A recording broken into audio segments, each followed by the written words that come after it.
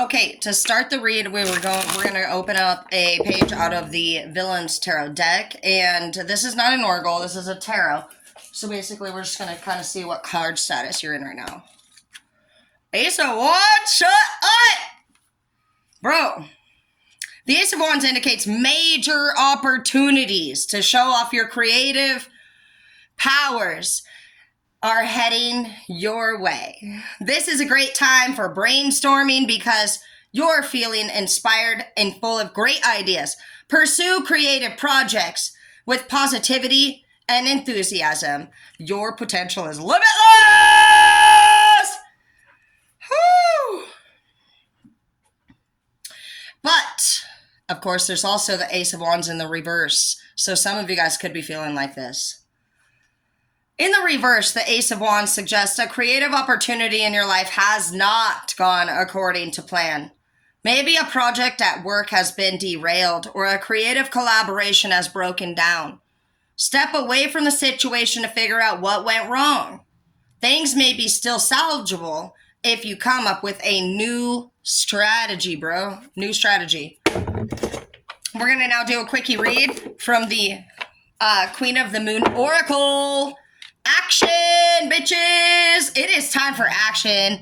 I don't know where you're at, if you're in the reverse or the upright, but I'm in the motherfucking full-blown upright Ace of Wands energy, dude. I'll tell you what, not just like some of the, oh my gosh, my life is like good. Purity. You must practice purity in order to be blessed by the universe. Boundaries in the reverse. So some of you guys have to work on setting boundaries because you might be messing. I mean, even if you are beautiful and you do everything right, if you're messing with people who are unpure, that energy is contagious like COVID, and you have the COVID. So we could just change the word to the Novid. And those people got the Novid, man, and you don't want it. So anytime you see that negative energy, just label them the Novid. Do you want to go get vaccinated? You're getting vaccinated. Get your fucking Mexican candy and vaccinate yourself. I'm telling you right now, not very many people like this shit. I don't even challenge people to eat this. Before you're even their friend, make them eat a fucking Mexican candy. If they don't eat tacos or Mexican candy, they're not our friend. They can't be trusted. Who the fuck doesn't like a taco, bro? You need to get away from me right now, Catherine. Anyways, nourishment. Okay, so you have actually been nourishing yourself. Nourishing? Wow. Look at me go. I've been speaking in quite slang. That terror slang, tang, bang, diggity dang. Okay, stop. We're obviously doing a read. So anyways, now that you've been nourishing yourself, you feel like a rapper. And you're like, all this shit, and you just feel like, honestly, like an OG gangster. Anyways, everything's gonna be just fine because as long as you keep your vibes high and you're in a great mood and you be faithful to the universe, that's not saying that you're faithful to the rules of life. That is a way big fucking difference, bro. Like, what the fuck is a rule to life? Like, okay, for one, I'm just gonna put it out there. God made a psychopath the way that he is. Like, the brain of a psychopath, this just blows my mind. You know, if you guys know that light workers are sent down to this or to disrupt energy, to disrupt family dynamics, to disrupt just in general everything. That's why you don't fit in, because you're actually a born disruptor. It helps me to just kind of see how we were all placed, individually created down here as part of the puzzle. And I don't know, I cannot stop thinking about that movie, 13 Ghosts, when it comes to tarot. I think about 13 Ghosts when we're talking about the first level of the 4D. And I think about 13 Ghosts in general when we're talking about all of the world being a part of a different puzzle that we all must be authentic to activate correctly. When you're off path and you act different, you are not. Basically picture a fucking clock, bro. All the pieces in the clock have to be turning correctly in order for the whole fucking device to move. And we're a clock system.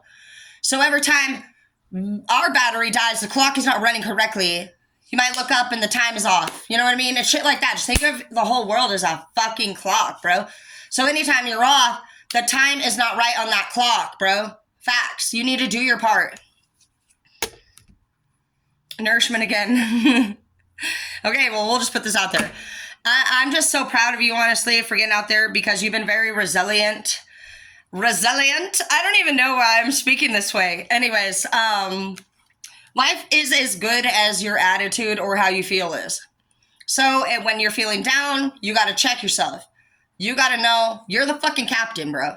So you can be a fucking retarded ass captain who cries all the fucking time and whimpers and whines, but like at the end of the day, each of us all has our own license to drive. And so if you're riding taxi, whether it's behind your fucking own emotions that are holding you back, a human being that's holding you back, maybe you didn't accomplish the goals that you wanted to, that's holding you back, you need to fucking take action, bro. Fix the fucking problem.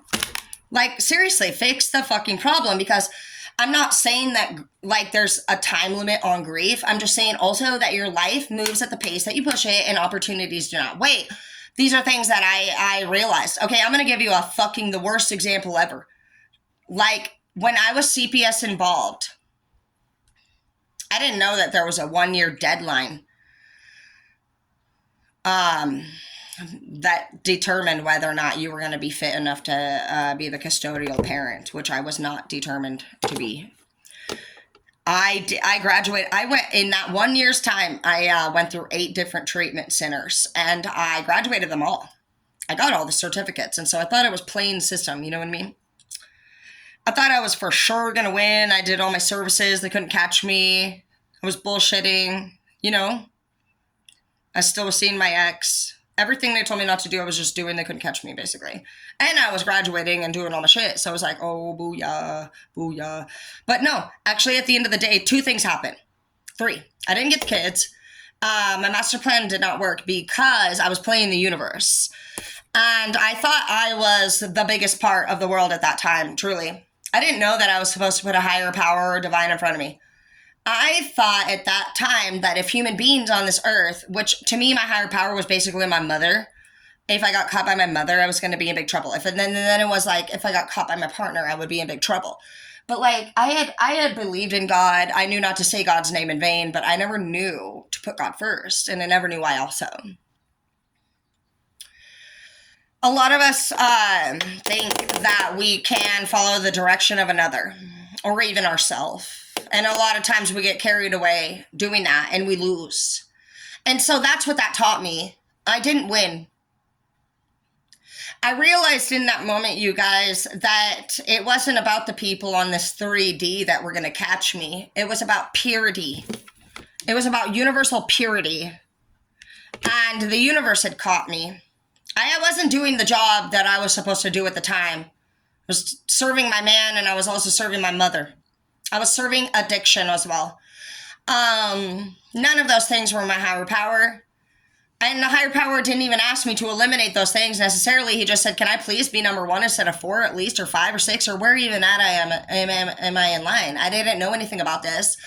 It wasn't until my last big breakup, which was in 2019, that I started studying energy and martial arts. It was one of my best friends, Katie. She told me that her mom studies energy. I remember one time I was having a conversation with Katie, and she said she wasn't religious, she was spiritual. And so in that moment, I had just pictured something along the lines of like Fern Gully, that Disney movie.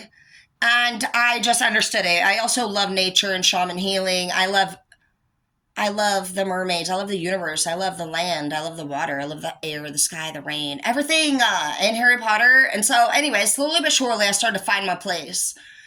And I found it here in spirituality rather than religion personally, because I chose spirituality over religion because I actually respect and believe in all gods.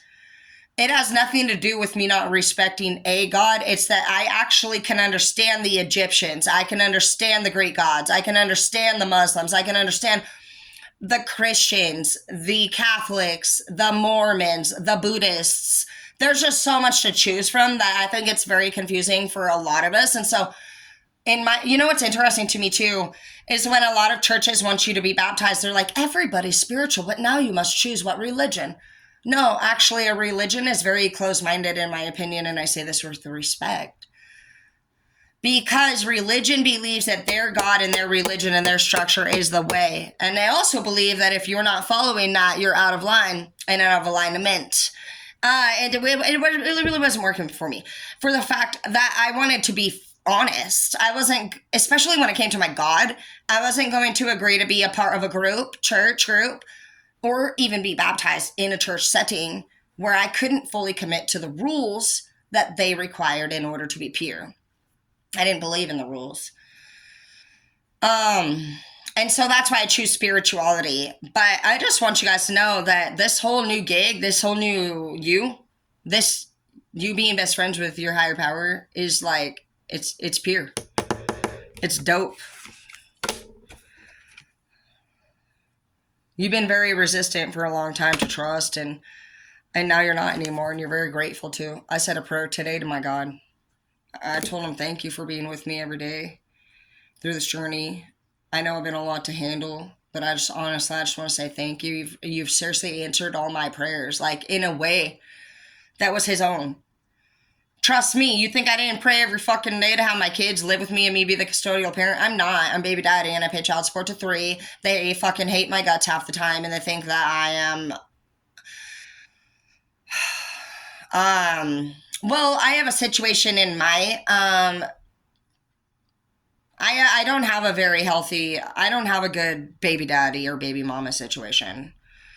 I have a narcissistic one, in my opinion, and that person hates me, and I don't hate them, but I feel like they really make it real hard for me to see the kids. And at the end of the day, I actually have seen a lot of people struggle with this same thing, and it's been my greatest grief of all, over any death, for sure, any breakup. It's been the fact that I wasn't able to have my kids here in the home, and that basically off of the fucking mouth of a narcissist that I couldn't even trust, I have to actually raise my kids with and be beaten down into the ground and deal with the shit that they say about me and actually somewhat figure out a way to defend myself, but yet set boundaries and just live my own life without being judged for doing that.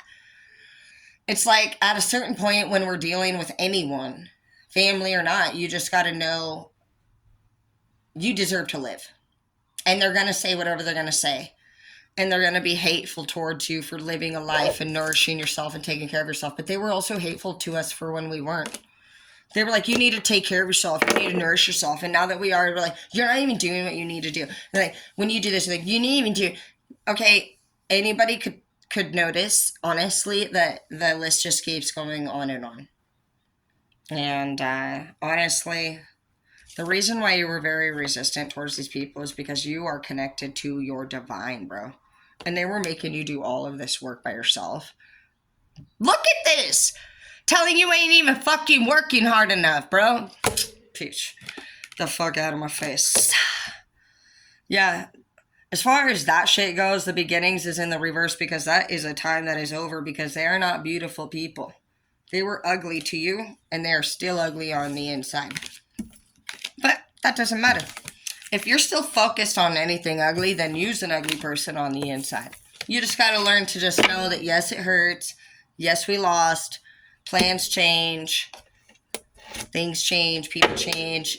And most certainly it doesn't go the way that we thought it would because we're not the boss. So instead of being all mad that things didn't go as you planned, you know what they say.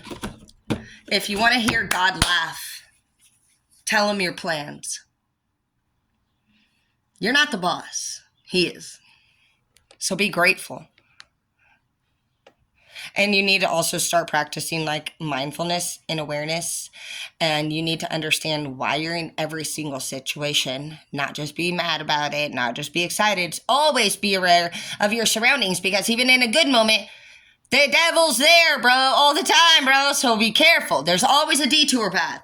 Detour. You need to figure out where you were detoured at one time and how long you're going to stay stuck on this like emotional setback. Because you're a boss, dude. You're an OG gangster boss. Unless you don't eat Mexican candy. And you're a bitch. It's too spicy.